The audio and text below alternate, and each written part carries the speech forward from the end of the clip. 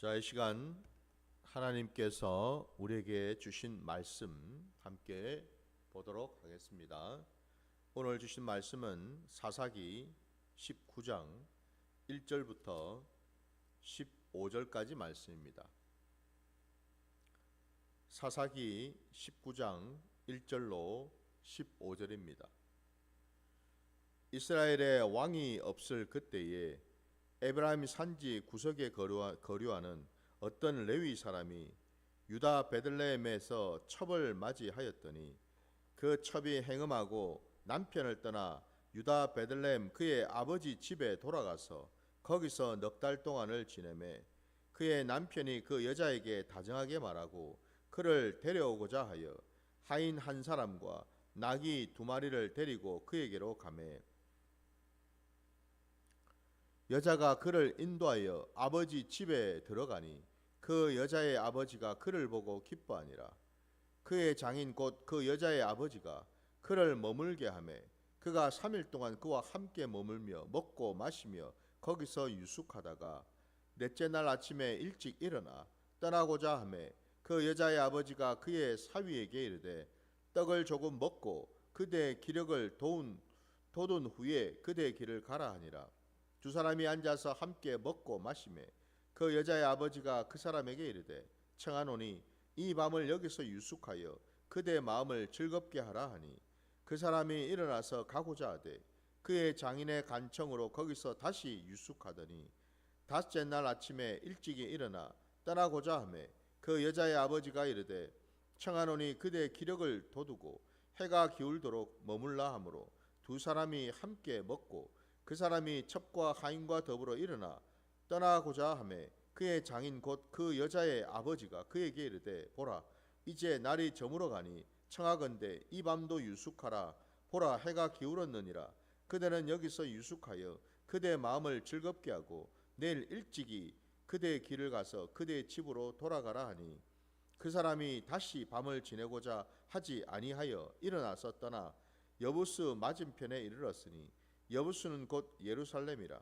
안장지운 나귀 2마리와 첩이 그와 함께 하였더라. 그들이 여부수에 가까이 갔을 때에 해가 지려 하는지라. 종이 주인에게 이르되 청하건대 우리가 돌이켜 여부수 사람의 이 성읍에 들어가서 유숙하십시다 하니 주인이 그에게 이르되 우리가 돌이켜 이스라엘 자손에게 속하지 아니한 이방 사람의 성읍으로 들어갈 것이 아니니 기브아로 나아가리라 하고 또 그 종에게 이르되 우리가 기브아나 라마 중 한 곳에 가서 거기서 유숙하자 하고 모두 앞으로 나아가더니 베냐민이 속한 기브아에 가까이 이르러 해가 진지라. 기브아에 가서 유숙하려고 그리로 돌아 들어가서 성읍 넓은 거리에 앉아 있으나 그를 집으로 영접하여 유숙하게 하는 자가 없었더라. 아멘. 자, 오늘 우리에게 주신 이 말씀 가지고 왕이 없을 그때에라는 제목으로 말씀을 나누고자 합니다. 오늘 우리가 함께 제법 긴 본문 말씀을 보았는데요. 이 19장 말씀 전체를 걸쳐서 보면은 참 놀라운 사건, 천인 공로할 만한 그런 어떤 사건이 일어나는 것을 우리가 보게 돼요. 물론 이제 오늘 본문에 19장 전체를 우리가 다 보진 않았습니다만은 19장 전체에 대한 전반적인 말씀을 먼저 드리는 겁니다. 왜 갑작스럽게 우리가 이미 18장에서 이 미가의 집안과 그리고 단 지파에 대한 얘기를 우리가 보았는데 그리고 이어서 지금 19장에 넘어와서 또 새롭게 이제는 또 이 한 레위 사람에 대한 얘기가 언급이 되고 있습니다. 그러니까 한마디로 사사시대에 어떤 배경과 그리고 그 사사시대 동안에 그 땅에 살고 있었던 하나님의 백성, 그 이스라엘 백성들이 어떤 삶을 살았는지를 아주 적나라하게 보여주는 대목들이라 볼 수 있겠죠. 그죠?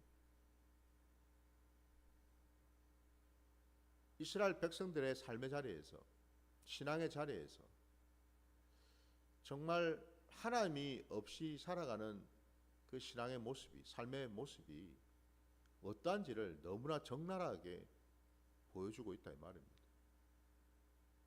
마치 심판대에서 하나님께서 우리 한 사람 한 사람을 세워두고 우리가 이 땅에서 어떻게 살았는지, 심판대 앞에 서기까지 우리가 이 땅에서 뭘 하며 살았는지, 어떤 생각을 하고 어떤 마음을 품고 어떤 행동을 하면서 살아왔는지를 마치 주마등처럼, 마치 우리가 이 한편의 긴 어떤 영화를 보는 것처럼 우리의 모든 일거수일투족 가운데 하나님이 눈여겨보시고 하나님께서 심판하실 그 모든 내용들을 하나하나 보여주시는 것처럼 오늘 이 사사시대에 제시되고 있는 내용들이 그렇다라는 거죠. 여러분. 우리가 이 사사시대의 말씀을 보면서도 참 두렵고 떨림으로 봐야 되지 않을까. 오늘 본문 첫 절 말씀에 이스라엘에 왕이 없을 그때라고 시작이 됩니다. 말씀의 제목도 제가 왕이 없을 그때라고 이렇게 제목을 붙였습니다. 왕이 없이 살았던 이스라엘 백성들, 만왕의 왕이요 만주의 주가 되시는 그 주님이 함께하지 않을 때에 사람들의 모습은 어땠는가? 분명히 지금 오늘 우리가 읽고 있는 이 본문에는 이방인들에 대한 얘기가 나오는 게 아니라 하나님의 백성들에 대한 얘기죠. 그죠? 오늘 본문에 레위 사람이 나오고 그리고 베냐민 땅이 나오고 다 여러분 하나님이 허락하시고 약속하신 땅이요 또 하나님이 세우신 백성들이에요. 근데 바로 그곳에서 그 사람들이 하나님과 함께하지 아니하고 하나님의 말씀이 부재하는 그런 시대 속에서 살고 있을 때에 사람들은 어떻게 되는가? 심지어 하나님의 백성들은 어떤 삶을 살 수밖에 없는가? 이 내용을 너무나 적나라하게 지금 우리에게 보여주고 있다 이 말입니다. 당장에는 여러분 오늘 우리가 읽은 이 본문에서 에브라임 산지 구석에 거류하는 어떤 레위 사람이라고 나옵니다. 레위 사람이 여러분 누구입니까? 그는 하나님의 제사를 수종 들고 섬기는 그런 위치에 있는 지파지요. 그리고 누구보다도 이 레위 사람은 하나님께 제사를 드리면서 하나님의 말씀을 또 가까이 해야 되는 그런 위치에 있는 사람인데 오늘 우리가 읽은 이 본문에 보면은 그가 첩을 맞아 드렸다라고 나옵니다. 그죠? 그러니까 부인이 있고 본래 부인이 있고 또 첩을 드렸다라고 되어 있어요. 레위 사람이 하나님과 함께해야 될 레위 사람이 첩을 맞아 드렸다. 지금 이 시작부터가 뭔가 조짐이 좋지가 않아요. 그죠?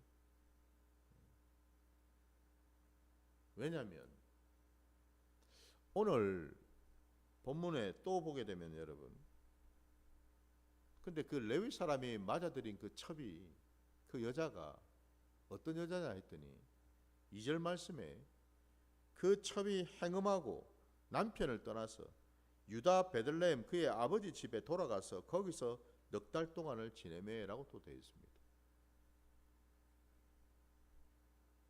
맞아들인 첩이 또 행음을 해서 남편을 떠나서 자기가 살고 있었던 원래 살았던 그 베들레헴 그 아버지 집으로 가버렸다라고 되어 있습니다.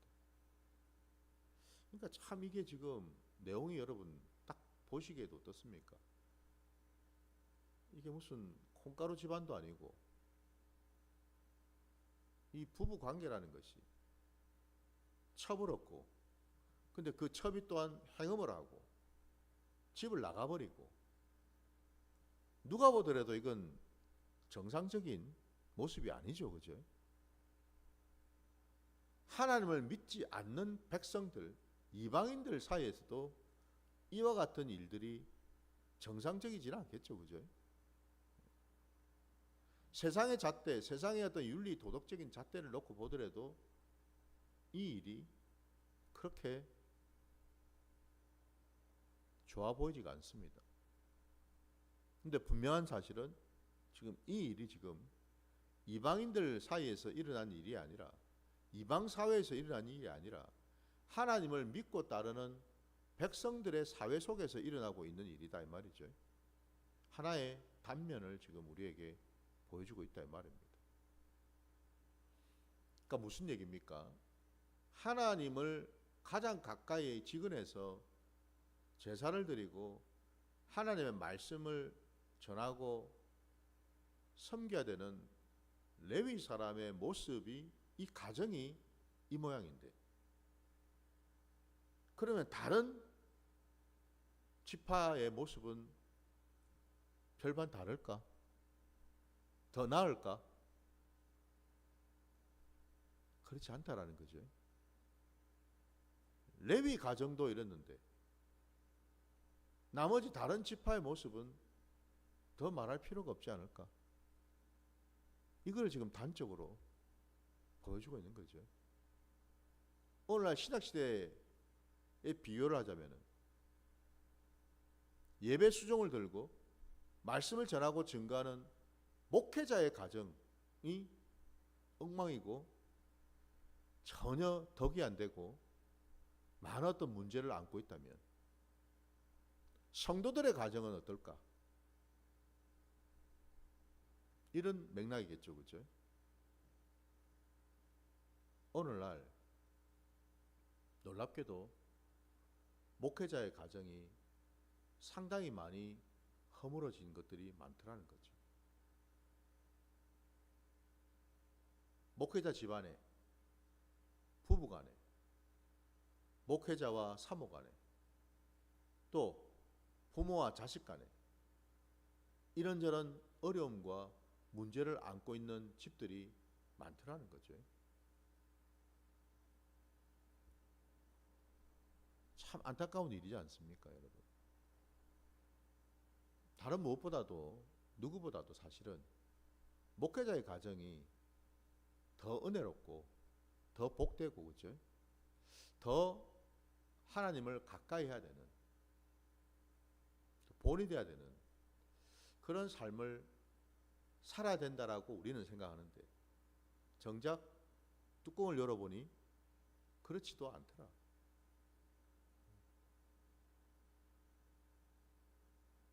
왜 이런 일이 이 사사시대에 벌어졌을까? 오늘 본문 전체 집을 나가버린 그 첩을 데려오기 위해서 이 레위 사람이 길을 가잖아요. 장인의 집에 가지 않습니까? 거기에 가서 유숙을 하고 여러 날을 보내지 않습니까? 그죠? 그러다가 그가 집으로 이제 가야 되겠다고 작정을 하고 길을 떠나죠. 근데 날이 저물어서 자기가 살고 있는 그 에브라임 산지 그 산골 구석까지 가기에는 아직도 거리가 먼데 날이 저물어서 가게 된 곳이 베냐민 땅, 그 기바라는 그곳 아닙니까, 그죠? 동족의 땅이에요. 근데 그 땅에 갔는데 유숙을 하려고 마을 어기 앉아 있는데 어느 누구도 맞이해 주는 자가 없더라고 돼 있죠, 그죠? 어느 누구도 손님을 대접하려고 하는 자가 없더라 이 말입니다. 이게 지금 뭐예요? 이스라엘 사회 전체의 모습이다라는 거.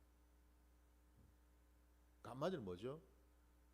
손님을 대접하고 모셔드릴 만한 그런 마음조차도 없는 시대가 되었다라는 거.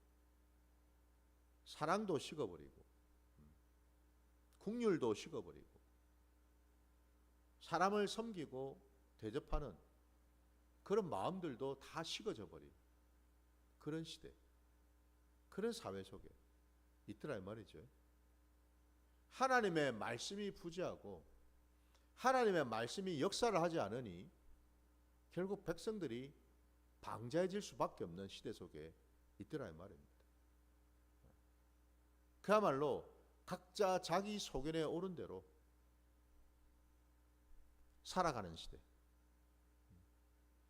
그냥 자기 몸 하나 주스르기 바빠서 자기 자신의 유익과 자신의 어떤 그런 이득을 챙기기 위해서 바쁜 시대. 이웃은 안중에 없고 오로지 개인주의적이고 이기적인 그런 모습만 나타나는 시대. 공동체성이라고는 찾아보기 힘든 어떤 그런 시대. 이웃을 돌아보고 섬기고 객을 대접하는 그런 하나님의 그 말씀, 하나님의 그 명령이 이미 사라져버린 시대. 왜 이런 일이 벌어졌을까? 왕이 없었기 때문에 그런 거죠, 그죠? 왕이 없었기 때문에. 오늘 우리가 읽은 이 본문에서 제가 여러분하고 나누고 싶은 얘기는 뭐냐면은, 오늘 말씀의 제목도 제가 왕이 없을 그때라고 했습니다. 어떤 왕일까? 어떤 왕이 없어서 지금 우리가 읽은 이 본문에처럼 이스라엘의 어떤 그런 사회의 모습이 이렇게까지 추락했을까? 이렇게까지 변질이 되고 타락해 버렸을까? 어떤 왕이 없었기에? 당연히 여호와 하나님이시죠. 여호와 하나님께서 우리의 왕이 되시고 우리 삶의 자리에 찾아오셔서 우리를 다스리시고 통치하실 때에, 그때 비로소 우리는 사람답게 살 수가 있더라는 거죠. 오늘 본문에 놀랍게도 여러분, 우리는 지금 레위 사람도 보고 있고 베냐민에 있는 지파의 사람들도 우리가 볼 수가 있는데, 거기에는 종도 나오고 첩도 나오고 장인도 나오고, 그 장인이 살고 있는 땅이 어디라 그랬습니까? 유다 베들레헴 땅 아닙니까? 그죠? 유다 지파의 땅 아닙니까? 그럼 그 장인이라는 사람은 유다 지파 사람이라는 것을 우리가 짐작할 수 있잖아요. 유다 지파도 베냐민 지파도 레위 지파도 참 이스라엘 12지파 가운데 굵직굵직한 그런 지파에 속해 있는 사람들의 면면의 모습을 우리가 지금 보고 있다 이 말이에요. 근데 그들 가운데 어디에도 여호와 하나님의 모습은 보이질 않더라 이 말입니다. 여호와 하나님의 말씀은 어디에도 제대로 적용이 되고 있지 않더라 이 말입니다. 그 말씀이 없는 거죠. 그러면 방금 말씀드린 것처럼 왕이 없을 그때인데 어떤 왕을 우리는 찾아야 될까? 만나야 될까? 오늘 이 말씀을 통해서 제게 깨닫게 해주신 그 왕은 다름이 아니라 거룩하신 하나님이시더라는 거죠. 거룩은 오직 하나님께만 있는 하나님의 성품이요 하나님의 속성이지요. 사람 사이에는 사람에게는 본래적으로 거룩이라는 것이 없습니다. 거룩할 수가 없지요.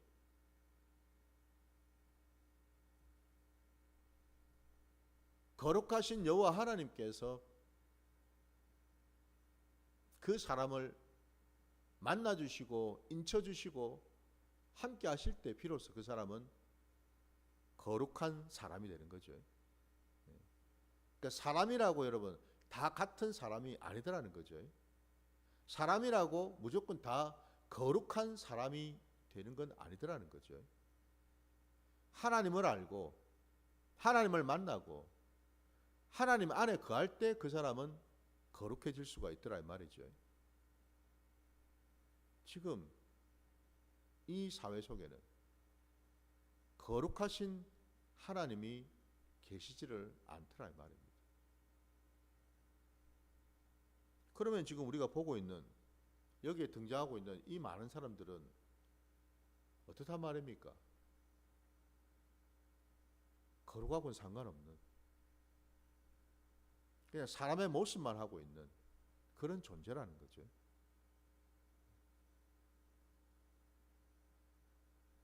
거룩이 뭘까? 거룩을 많은 사람들이 오해를 합니다. 거룩을 그냥 단순히 굉장히 뭔가 좀 고상하고 고고하고 굉장히 좀 경건하고 뭔가 모르게 좀 남다른 그래서 많은 사람들이 이 거룩이라는 것을 얻기 위해서 기도도 열심히 하고 말씀도 열심히 보고 이러죠, 그죠? 거룩해지려고. 방금 전에도 말씀드린 것처럼 거룩은 사람이 애쓰고 노력한다고 해서 거룩해지는 게 아니죠, 그죠? 사람들이 지금 착각을 하는 것이 그 부분이에요. 무슨 돌을 닦고 수양을 하면은 굉장히 인품이 좋아지고 무슨 도덕군자처럼 되는 것 같은 이런 것을 마치 거룩해지는 것처럼 착각을 한다라는 거예요. 사람의 힘과 노력과 열심을 가지고서 할 때 거룩해지는가? 절대 그렇지 않다라는 거죠. 거룩은 우리가 거룩해질 수 있는 유일한 방법은 거룩하신 하나님 안에 들어갈 때뿐이라는 사실. 그럴 때 우리는 거룩해지는 거죠. 더 정확하게 말씀드리자면 내가 거룩한지 거룩하지 않은지를 어떻게 알 수 있을까요? 기도 열심히 하면 이전에는 1시간 했는데 3시간 기도하면은 거룩해지는 건가요? 이전에는 말씀을 내가 하루에 2시간 3시간 봤는데 10시간씩 보면은 내가 거룩해지는 건가요? 이전엔 내가 봉사나 구제를 조금씩만 했는데 내가 10,000원어치 했는데 100,000원어치 했는데 지금은 내가 100만원어치 하면은 더 거룩해지는 건가요? 그게 아니라는 거죠. 거룩은 나와 아무 상관이 없습니다. 사람과는. 하나님이 인치시고 하나님이 인정하실 때 비로소 그 사람은 거룩해지는 거죠. 거룩하다라고 인정해 주시는 분은 나도 아니고 나 자신도 아니고 다른 사람들도 아니라 오직 여호와 하나님께서 인정해 주실 때 비로소 나는 거룩한 자가 될 수 있다라는 거죠. 오늘 지금 우리가 보고 있는 이 19장에 나타나고 있는 이 사회적인 배경, 이 사회적인 이런 모습의 가장 치명적이고 가장 잘못된 지점은 다름이 아니라 바로 거룩이 상실되었다라는 거예요. 거룩이 상실되었다는 말은 곧 거룩하신 하나님이 함께하지 않는다라는 뜻이죠. 오늘 본문을 보면서 누가 여러분 레위 등장하고 있는 이 레위 사람을 보면서 거룩하다고 할 수 있을까요? 첩을 보면서 거룩하다 할 수 있습니까, 여러분? 그 장인을 보면서 여러분 거룩하다 할 수 있습니까, 여러분?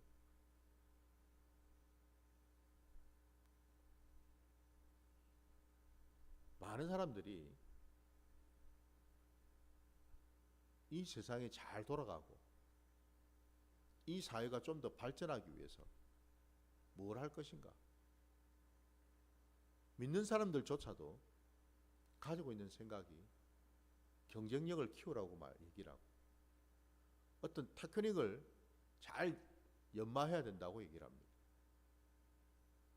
어떤 지식이나 어떤 정보를 많이 습득해야 된다라고 말을 합니다. 과연 그런가? 하나님의 기준은 그런 데 있는 것이 아니라 지금 하나님 앞에 있는 저 인생이 거룩한 자인지 거룩하지 않은 자인지를 하나님은 그거 하나 딱 보시죠. 다른 걸 보지 않는다라는 겁니다. 그 사람의 학력이 뭐 중졸인지 대졸인지 저 사람의 직분이 목회자인지 집사인지 저 사람의 신앙의 연수가 1년이 됐는지 10년이 됐는지 저 사람이 하고 있는 사역이 아주 큰 사역을 감당하고 있는지 아주 작은 일들을 하고 있는지 하나님은 그거 판단하시고 그거 눈여겨보시는 게 아니더라 이 말입니다. 하나님이 사람을 보실 때에 딱 한 가지 보시는 것이 있다면 하나님 앞에 서 있는 저자가 거룩한지 거룩하지 않은지 곧 나와 함께하는지 함께하지 않는지 나를 지금 찾고 구하고 두드리고 있는지 아니면 나와 상관이 없는지 그것만 보신다라는 거죠. 부디 여러분, 저도 여러분도 오늘 이 본문의 말씀을 함께 보면서 다른 것을 볼 게 아니라 여러분 거룩하신 여호와 하나님을 봐야 될 줄 믿습니다. 그 하나님 앞에 저도 서 있고 여러분도 서 있다고 할 때에 과연 나는 하나님이 인치시고 하나님이 인정하시는 거룩한 자녀인지 아닌지를 돌아봐야 될 줄 믿습니다. 그래서 제가 방금 전에도 말씀드렸죠. 거룩은 내 의와 내 열심으로 만들어지는 것이 아니다라고. 거룩조차도 여러분 나하고는 사실은 아무 상관이 없고 오직 하나님이 허락하시고 주실 때 가능하다는 사실. 우리가 잘 알지 않습니까? 구약에 그 성막을 어떻게 지었는지를. 성막 그 하나하나, 성막을 지을 때 들어가는 재료들 하나하나, 그리고 하나님 앞에 제사를 드릴 때 필요한 그 성물들 하나하나, 그 기구들 말입니다. 그게 왜 기구라 하지 아니하고 성물이 될까요, 여러분? 심지어는 여러분 그 성막을 짓는데 줄을 달고 그리고 그 줄을 팽팽하게 만들기 위해서 그 성막을 팽팽하게 만들기 위해서 그 울타리를 튼튼하게 하기 위해서 거기에 들어가는 다양한 재료들이 있겠죠, 그죠? 하다못해 말뚝 하나도 여러분,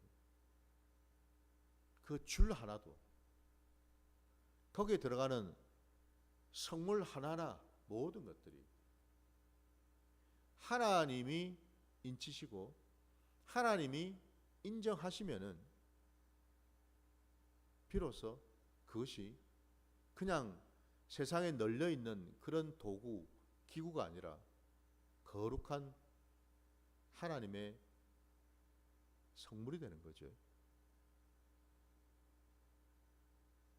거기 곳곳에 여러분 뭐가 뿌려질까요? 구약시대에는 제물로 잡은 그 짐승의 피를 곳곳에 뿌리지 않았습니까? 그런데 이 신약시대에 그 어린 양의 피가 뭘 가리키는지 우리가 알지 않습니까? 바로 주님의 보혈이죠. 그죠? 주님의 보혈이 뿌려질 때 그것이 거룩한 성물이 되는 거죠. 다시 말씀드리면 저와 여러분이 거룩해질 수 있는 유일한 방법은 오직 예수 그리스도의 보혈의 능력 아래에 들어갈 때라는 겁니다. 주님이 십자가에서 흘리신 그 보혈의 권세가 우리를 덮을 때 비로소 우리는 거룩해질 수 있더라 이 말이죠. 주님의 그 십자가를 저도 여러분도 우리가 함께 통과하지를 않는다면 우리는 결코 거룩한 백성이 될 수가 없다 이 말입니다. 왜냐하면 주님의 보혈은 그냥 단순한 피가 아니고 마치 무슨 주문 외우듯이 생각하는 그런 피가 아니고 주님이 흘리신 그 피에는 하나님의 능력, 하나님의 권세, 하나님의 말씀이, 생명이 거기에 흐르고 있기 때문에 그렇죠. 그래서 여러분 주님의 보혈을 우리가 받아야 되고 덮여야 된다는 사실. 그 말인즉슨 우리가 주님과 함께 십자가를 통과해야 돼요. 우리는 주님과 함께 주신 그 말씀이 내 안에 생명으로 심어져야 된다는 뜻이죠. 그럴 때 비로소 우리는 거룩한 백성이라고 여김을 받을 수가 있는 것이지, 내가 내 마음대로 내 힘과 노력으로 거룩해질 수 있는 것은 아니더라는 겁니다. 오늘 이 19장에 지금 하나님의 백성들이 살고 있는 이 땅 가운데에 이런 모습이 이 지경까지 가게 된 데는 다른 이유가 없습니다. 여러분. 윤리 도덕이 문제가 아니라는 거예요. 거룩을 잃어버렸기 때문에 그렇다라는 거죠. 거룩하신 하나님을 잃어버렸기 때문에 그렇다라는 거죠. 이제는 저도 여러분도 다른 어떤 것에 우리가 마음을 빼앗기는 것이 아니라 거룩을 찾는 시간이 되시기를 주의 이름으로 축원합니다. 자, 오늘 말씀 여기까지 드리고 주님 가르치신 기도로 예배를 마치겠습니다. 하늘에 계신 우리 아버지여, 이름이 거룩히 여김을 받으시오며 나라가 임하시오며 뜻이 하늘에서 이루어진 것 같이 땅에서도 이루어지이다. 오늘 우리에게 일용할 양식을 주시옵고 우리가 우리에게 죄 지은 자를 사하여 준 것 같이 우리 죄를 사하여 주시옵고 우리를 시험에 들게 하지 마시옵고 다만 악에서 구하시옵소서. 나라와 권세와 영광이 아버지께 영원히 있사옵나이다. 아멘.